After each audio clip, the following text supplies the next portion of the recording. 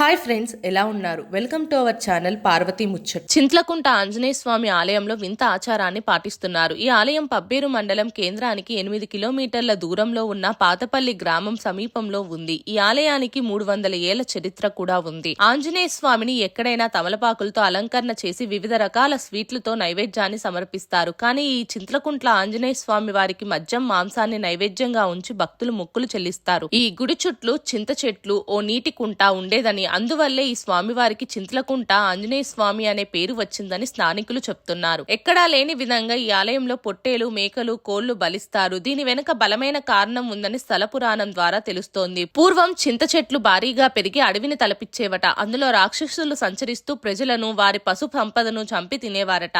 ఆ ఆగడాలు భరించలేక ప్రజలు ఆంజనేయ స్వామి వారిని వేడుకున్నారట. అప్పుడు ఆయన ప్రత్యక్షమై భక్తులు వారికి ఇష్టపూర్తిగా జంతువులను బలిస్తారని, వాటితో కడుపు నింపుకోవాలని, ప్రజల జోలికి రాకూడదని హనుమంతుడు వారికి చెప్పారట. అందుకే ఈ ఆలయంలో బలి ఉందని స్థల పురాణం చెప్తోంది.